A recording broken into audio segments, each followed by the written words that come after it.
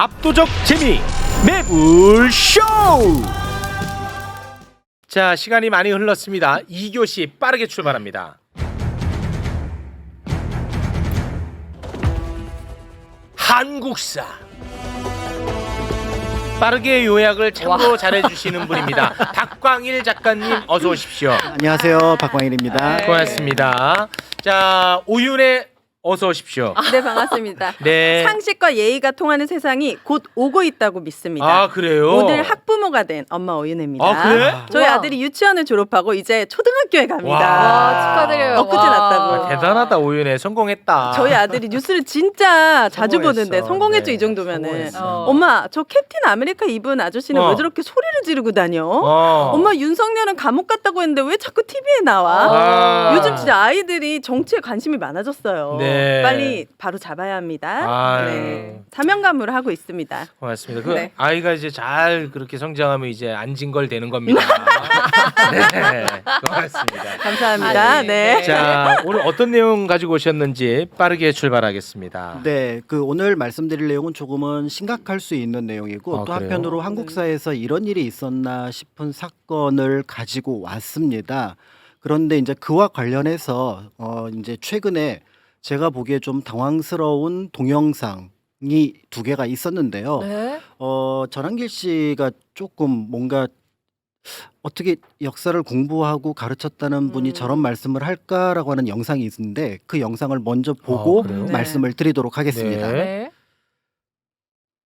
그 안에 있는 이름들 맞습니까? 헌법재판관들 이상한 이름, 중국식 이름이 많습니다. 아휴, 우리 대한민국 대통령을 그런 사람들에게 심판 맡긴다는 게 말이 됩니까? 아유, 아, 역사 강사 맞아요, 진짜. 왜 이렇게 중국 사람 이름 이런 말을 하는 거예요? 그렇죠. 그러니까 사실 이게 역사를 조금만 공부를 해 보시면 짐작할 수 있는 것처럼 한국사에 끼친 어떻게 보면 중국의 긍정적인 영향도 굉장히 많고요.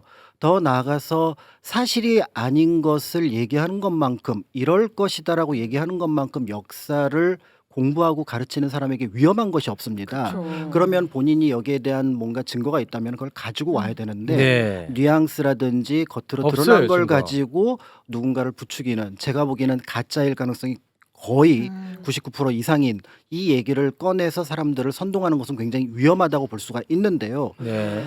그렇지만 이제 최근에 그나마 조금 너무나 당연한 얘기를 해 주었는데 고맙게 느껴지는 장면 하나가 있습니다. 김문수 장관과 관련된 네. 강정의 장관의 어떤 얘기인데요. 네네. 그 내용을 먼저 또 다시 한번 영상으로 보도록 하겠습니다. 네. 일제시대 김구 선생 국적이 뭡니까? 김구 선생 국적은 뭐 여러 가지 그 있습니다만은 중국에서 중국 국적을 가졌다는 이야기도 있고 여러 가지 뭐야, 있는데 또 그 부분은 중국이야? 이제 국사학자들이 다 연구해 놓은 게 있습니다. 비겁하다. 최대한 순화시켜서 말씀하신 것 같아요. 꾹 누르네. 비겁하다는 아니었어요. 최민희 의원이 꾹 누른 거야. 맞아, 진짜 내가 많이 볼 때. 누르신 거야. 아. 그러니까 이번에는 오히려 좀 비켜가려고 조금 그러니까 약간 다른 이야기를 섞어서 얘기를 했습니다마는 김구 선생이 중국 국적일 수 있다라는 얘기를 여기 이제 포함을 시켰는데요.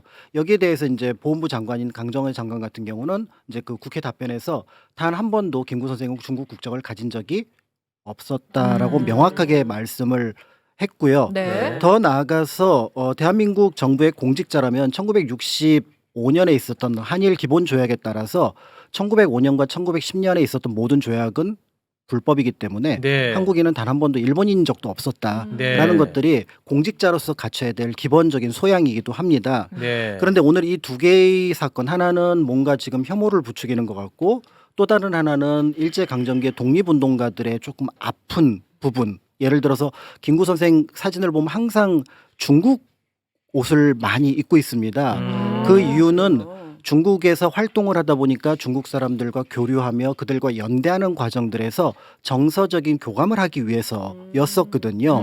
근데 이분들이 그렇게 노력했던 것들을 일시에 물거품으로 만들 만한 사건이 있었는데요. 조금 더 구체적으로 요약을 한다면 혐오와 차별에 의한 어떤 관념을 가지고 있었던 것이 거짓 가짜 뉴스에 선동되어서 수많은 사람들을 죽게 만든 사건이고 이 사건으로 굉장한 이익을 본 존재가 있습니다. 바로 일본 제국주의입니다. 아. 그래서 1931년 그 7월에 있었던 만보산 사건이라는 사건인데요. 네. 오늘 이 내용을 말씀드리는 이유는 앞에 잠깐 영상에서도 보셨겠지만 이 사건을 큰 이익을 봤던 거는 분명히 일제입니다. 네. 그런데 여기에 만약에 이 사건이 단순한 소동으로 그치지 않고 사람의 목숨을 앗았다면은 그 거짓 뉴스에 선동되거나 차별과 혐오를 가지고 있던 사람들조차도 여기에서 어떻게 보면은 자신이 죄가 없다라고 얘기할 수는 없는, 즉 범법자가 된다라는 거죠. 그러니까 그런 어떤 문제를 피하기 위해서 우리가 역사를 봐야 되는데 이 만보산 사건이 그것을 피하지 못했던 어떤 이야기들을 갖고 있어서 그 얘기를 준비를 한 겁니다. 만보산 사건. 네. 낯선데 오늘 네. 좀 알아가 보도록 하겠습니다. 좋습니다. 네. 안 낯선 사건 없는 걸로 알고 있습니다. 네. 근데 오실 때마다 굉장히 열심히 공부하시고 밑줄이 쫙쫙 커져 있어서 네.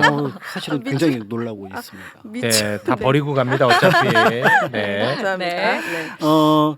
이 만보산 사건이 일어나게 된 배경을 이제 간단하게 말씀을 드리면 1931년 7월 달에 길림성 장춘에 있는 조그만 이제 지역에서 벌어진 사건입니다.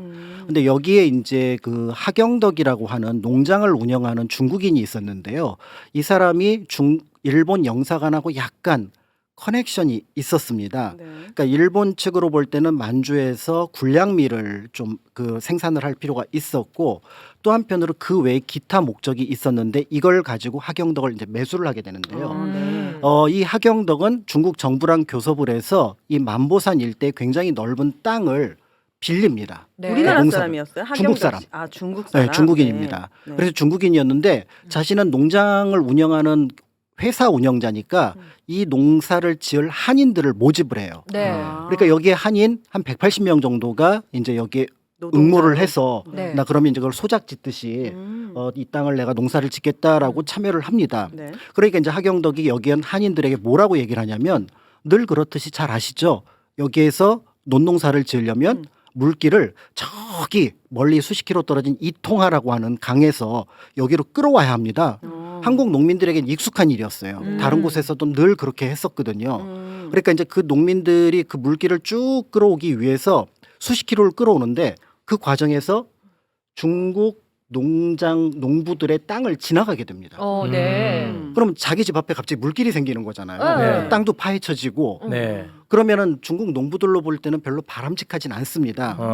그럴 때 이제 한인들은 어떻게 하냐면은 사례비를 조금씩 줘요. 아, 미안하지만 저희 미안하다. 여기 논 지나가니까 물길 좀 내겠습니다. 네. 이렇게 하고 사례비를 누구에게 주냐면 하경덕한테 줬습니다. 하경덕에게. 아까 그 농장주라는 네. 사람에게. 그럼 농장주가 그 중국 농민들한테 나눠줘야 되는데 그렇죠. 그거를 혼자 슈킹해. 먹어버린 거예요. 쇼킹해. 경덕 씨가 네. 하경덕 씨. 예, 그러니까 여기에 대해서 이제 중국 농민들은 아니 이런 몰상식하고 어떻게 보면은 좀 기분 나쁘다라고 해서 이거를 중국 정부에 신고를 해버려요. 이들이 네. 지금 물기를 내는 게 불법이다. 네. 그러니까 길림성 정부에다가 신고를 냅니다. 그러니까 네. 길림성 정부에서는 그럼 조사해야지 하고 경찰 몇십 명이 여기에 참여를 합니다. 네. 그러면서 이거를 이제 한인 농부들을 아마 취조를 했나 봐요. 그랬더니 이거 불법이 하면서 한 9명 정도를 잡아가 버린 겁니다. 네. 그러니까 이런 일은 비일비재해요. 그런데 이때 뜻밖의 이 한인 농부들을 이 중국 정부에서 끄집어낸 게 누구냐면은 일본 경찰입니다. 일본 경찰이 끄집어냈다는 거는 구해줬다. 구해준 거예요. 아. 석방을 시킨 게. 네, 일본 경찰이 일본 왜요? 경찰이? 일본 네. 경찰이. 네. 그러니까 이건 두 가지 이유인데요. 아니 여기 지금 아직 중국 땅인데 여기 일본 경찰이 어떻게 활동을 할까라고 생각을 하시겠지만 당시 일본은 각 지역에 영사관을 만들고요. 영사관은 외교 업무를 담당하잖아요. 네. 근데 영사관 1층이나 지하에는 항상 경찰이 있습니다. 우리가 알고 있는 독립운동가들을 만주의 독립운동가를 잡아갔던 들이 이 경찰들이에요. 근데 이 경찰들이 있는데 근데 두 번째는 맨날 우리를 잡아갔단 말이죠. 네. 근데 여기에서 왜 한인 농부들 편을 들었냐면은 네. 조선은 우리가 지금 지배하고 있으니까 이들도 우리 관할이다. 아. 라고 했던 거지만 본질적으로 이제 조금 뒤에 말씀드리겠습니다만 이 둘을 충돌하게 중국인 농부하고 한인 농부를 충돌시킬 계획을 가지고 있었던 거예요. 그러니까 이렇게 끄집어내니까 이제 중국 농민하고 열받지. 그다음에 이제 중국 정부에서 그 성 정부에서 이게 왜 말이 돼? 니네들이 여기에 왜 끼어들어? 하면서 갑자기 한 중국 농민 500명하고 중국 경찰 한 300명이 여기에 달려듭니다. 네. 근데 여기에 대해서 일본도 대규모의 경찰을 파견을 한 거예요. 어머. 그러니까 이 과정에서 그러니까 경찰들끼리 서로 총을 쐈나 봐요. 근데 이제 사람을 다치진 않았습니다. 공포탄 그런 느낌이었던 네. 것 같아요. 네. 그러면서 이 문제가 이제 조금 법정으로 비화가 됐지만 결국은 이제 이거를 중국 정부하고 그다음에 이제 한인들하고 일본 경찰들하고 그냥 그럭저럭 풀어갔습니다. 네. 그래서 이 문제는 이제 끝이 나는가 싶었는데 이때 호외 하나가 조선일보로 넘어옵니다. 조선일보로. 네. 네. 만주에 있었던 조선일보 지국장이었던 김이삼이라고 하는 기자가 네. 기자가 네. 호외 하나를 음. 저기 경성으로 보내는 거예요. 네. 경성에 뭐라고 보냈냐면은 그 기사가 굉장히 좀 무서운 기사인데요. 네. 지금 그 중국 관민 800여 명과 200여 명의 동포가 충돌해서 조선인 다수가 살상당했다. 가짜 뉴스 아니에요? 가짜 뉴스죠. 그러니까 이 소스를 네. 김이삼 기자한테 일본 영사관에서 넘깁니다. 일본에서 넘겼어. 네, 넘겼는데 문제는 기자면 기본적으로 어디를 가야 돼요? 현장을 가야 되잖아요. 네.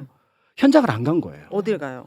현장을 안 가고 그냥 일본 영사관이 보내준 보도 자료를 가지고 썼어. 본국에다가 조선일보 본사에다가 호혜로 보내버린 겁니다. 와. 의도가 뭐예요? 의도는 뭐냐면 네. 별로 충돌이 안 일어났는데 지금 만주에서 한인하고 중국인이 충돌이 일어났다. 음. 그럼 우리나라 그러면은 사람들 분노하게. 중국인들이 화를 낼지 아. 한인들이 화를 낼지 모르지만 둘이 싸우면 누가 이득이 된다? 일본. 일본이. 어. 지금 만주 사변 일어나기 2달 전입니다. 그러니까 만주에서 뭐라도 일을 일으켜서 그걸 빌미로 군대를 파견하는 것이 목적이었거든요. 나쁘다. 그러니까 여기에 가장 힘이 없었던 중국 농민하고 한국 농민을 충돌시키고 그거를 마치 큰 어떤 대규모의 살상 사건인 것처럼 기사를 만들어서 김이삼 기자에게 보내는데 네. 이 기자가 조금만 직업의식이 있었다면은 네. 아휴. 현장을 가서 확인했으면 아 이거 그냥 에피소드야. 약간의 그냥 소동이 있었지만 뭐 이런 일은 비일비재하니까 하고 넘겼을 거예요. 네. 네. 근데 이 기사가 그대로 갑자기 뉴스가 들어오니까 어떻게 됐어요? 이거를 이제 조선일보를 포함해서 우리나라 신문들이 이거를 모두 호혜로 뿌립니다. 다 받았었어요. 그럼 또 우리 가만 안 있지. 가만 우리 안 동포가 있지. 죽었다는데. 그러니까요. 아니 우리 동포들 그 만주 가서 그렇게 고생하고 고생하는데. 하는데 그거를 다른 사람도 아닌 누가 중국 중국인. 경찰이 아. 중국 농민이 죽였어? 그러니까 여기에 대해서 이제 한인들이 어떤 일이 벌어졌을지는 짐작하실 겁니다. 많이 들어보셨죠? 뭐요? 호떡집에 불났다. 어? 음. 네. 네, 그 말이 여기에서 비롯된 말입니다. 어. 그러니까 그 차이나타운의 맨 끝에 보면은 한인들 노동자들이 그날 하루 그냥 간식거리로 먹을 수 있게끔 가져가는 게 바로 호떡이었거든요. 네. 그러니까 호떡집부터 불이 나기 시작해서 차이나타운이 하나하나 불에 타기 시작하는 거예요. 어. 차이나타운이 진짜 불이 났다는 거예요? 진짜 불이야. 불이 나요. 그래서 이- 많다는 게 아니고. 네. 아. 그러니까 진짜 불이 나서 사람들이 세상에. 다치고 죽기 시작했는데 이게 얼마나 심했냐면은요. 네. 인천에서는 한 2명 정도가 그날 죽었습니다. 중국 사람이요? 중국 사람이 네. 화교가. 그런데 평양에서는 평양에서 무려 96명이 중국 사람이. 화교가 죽었습니다. 아니, 저 와. 사진은 뭐예요? 그러니까 저 사진이 이제 화교 그러니까 차이나타운이 공격당해서 폐허가 된 장면이에요. 그러니까 지금 저거는 폐허가 된 장면인데 당시 그 평양에 있었던 여러 사람들의 현지의 기록들을 보면은 참혹하기 그지 없습니다. 어떤 얘기가 나오냐면은요. 네. 거기에 시체가 길거리에 계속 여러 개가 있는데 거기에 보면은 부녀자 아이의 시체가 그렇게 많다는 거예요. 아, 그래서 많은 일들이. 이 현장을 목격했던 분이 뭐라고 기록을 했냐면 인류사에서 그러니까 어떤 학살의 장면들을 우리가 많이 찾아낼 수 있는데 네. 보통은 우리가 그 피해자였다. 그러니까 1923년에 관동 대학살 때 그렇죠. 한국인들이 가짜뉴스의 피해자. 적어도 6천 명 이상이 살해를 당했습니다.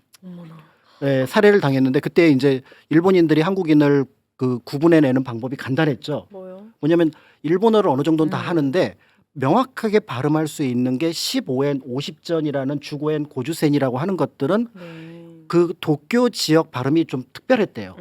그러니까 다른 지역에서 온 일본인조차도 그 발음을 정확하게 못한다고 합니다. 네. 그러니까 최근에 뭐 그 지금 집회 가면은 뭐 이열산 해봐라 이렇게 하는 아. 것들이 네. 사실은 이게 굉장히 악독한 역사의 내력하고 아, 연결이 되는 그렇지. 거라고 볼 수 있는데 그렇구나. 이때 이제 한인들이 굉장히 많이 죽었고 심지어는 일본인 중에서도 오키나와 같은 사람 일본어가 익숙하지 않거든요. 네. 그런 사람들 많이 학살당했고 중국인도 학살당했어요. 아. 그래서 이런 학살의 얘기는 대체로 우리 동포가 당한 이야기라고 생각을 했는데 그렇죠.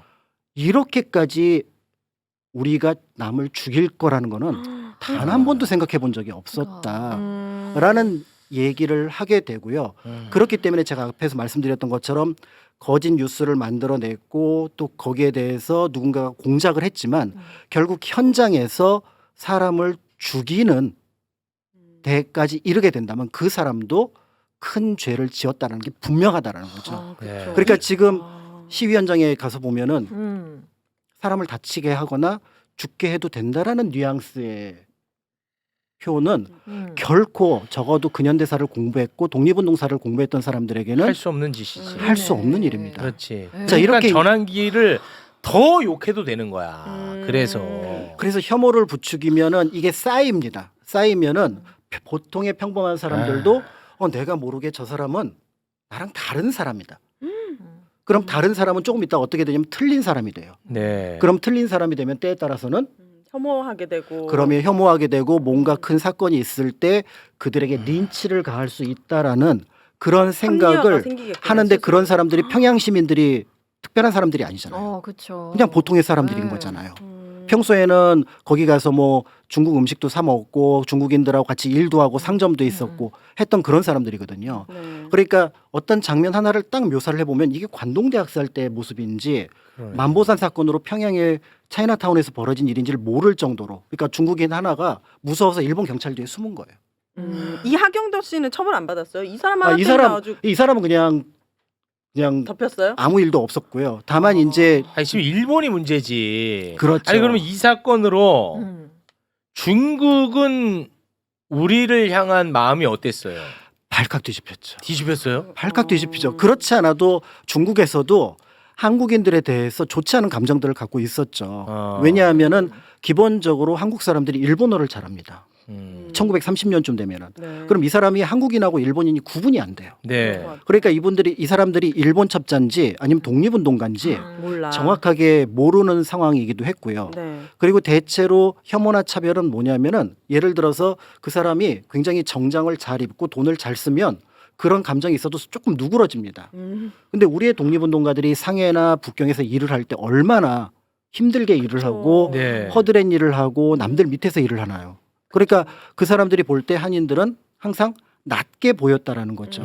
그런데 그런 사람들이 우리 동포를 평양에서 100명 가까이 죽였어. 죽였어. 그럼 더 난리 났겠고. 그러니까 이 상황에서 한인들에 대한 감정이 달라졌는데 문제는 우리 독립운동가 대부분들이 만주했고요. 아유 네. 위험하겠는데. 우리 독립운동가 대부분이 상해를 포함해서 중국 본토에 있습니다. 네. 위험해. 그러니까 한국 사람들이 뭘 하더라도 관심 없어. 그러니까 우리가 1931년까지는 그냥 한국 사람들을 그냥 중국인들이 볼 때 멀리 했다면 1931년부터는 뭐 당신들이 뭘 하든지 나는 관심이 없어. 이렇게 얘기를 하는데 우리는 중국의 도움이 굉장히 필요했었잖아요. 이제 이런 상황이니까 이제 우리가 국사 교과에서 해서 납득하지 못하는 문장 하나가 등장을 합니다. 뭐예요? 그러니까 우리가 보통 윤봉길 의사 1932년 4월 29일에 있었던 네. 이 윤봉길 의사 의거에 대한 표현에서 어떤 게 나오냐면 한국의 독립운동에 냉담했던 중국인들이 이 사건을 계기로 한국과 새롭게 연대하기 시작했다. 오, 네네. 이 냉담이라는 낱말이 왜 여기에 들어가 있는지 모르는 거예요. 이제 이 만보산 지역 그렇죠. 만보산 사건 이후에 그러니까 중국인들이 벌어졌었고. 볼 때 쟤네들하고 우리는 다를 뿐만 아니라 굉장히 가까이 하면 안 되겠다라고 생각을 했으니까 그런데 이 상황에서 우리 독립운동가 너무 힘들었던 거죠. 김구 선생 얼마나 힘들었겠어요. 그런데 이제 이 만주 사변을 일으키자마자 일본이 일으키자마자 시선을 그러니까 특히 미국이 만주에 대해서 굉장히 관심을 많이 갖고 있었거든요. 네. 그러니까 그 시선을 돌리기 위해서 상해를 침략합니다.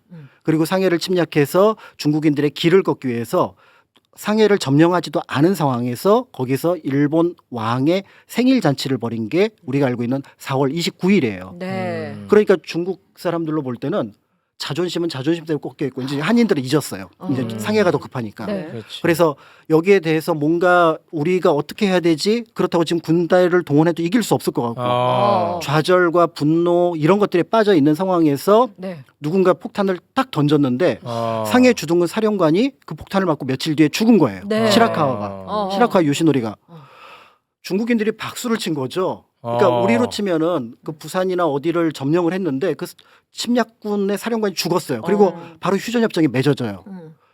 야 누가 폭탄을 던졌냐. 너무나 당연하게 중국 사람들은 중국 청년일 거라고 생각을 했죠. 그 윤봉길 선생님이요. 윤봉길이 도시락 폭탄. 네. 오. 그러니까 물병. 물통하고 도시락. 언제까지 도시락이냐. 물병 폭 진짜 알아가는 거죠 이렇게. 네. 맞습니다. 네. 네. 그러니까 이 사건을 너무나 당연하게 중국 청년, 중국인 군인이 했을 거라고 생각을 했는데 조사를 해보니까 윤봉길. 와. 그거는 이래저래 굉장히 의미 있네. 그렇죠. 그러니까 이 사건을 계기로 중국에서 시선이 완전 달라졌겠다. 달라집니다. 아. 야, 우리 침략군을 그러니까 느낌에 그런 거잖아요. 우리나라에 와서 여태까지 약간은 좀 천대받던 어떤 외국인이 있었는데 그 외국인이 우리나라를 침략한 사령관을 죽였어요. 그러면 너 이제부터 우리랑 친구야. 이 생각을 하게 되잖아요. 그렇죠. 그러니까 윤봉길 의사의 의거는 사실은 두 가지 면에서 굉장히 큰 역할을 했는데요. 앞에서 교과서 문장에 등장했던 여태까지 냉담했던 중국인들에게 아 한국이 우리랑 같이 일제랑 싸우는구나. 그렇지. 라는 것들을 보여주었고요. 연대해야겠다. 네. 그다음에 이제 두 번째는 우리가 혹시 도울 일이 있으면은 도와야겠구나. 아. 그래서 우리가 알고 있는 임시정부가 32년에 상해를 떠나서 45년까지 생존할 수 있었던 것은 이때 여론, 그다음에 이때 어떤 정치적인 환경의 변화 와. 이런 것들이 어마어마한 영향을 끼쳤습니다. 그랬구나. 그러니까 우리가 사실은 독립운동을 가지고 있는 나라잖아요. 독립운동 역사를 가지고 있는 나라잖아요.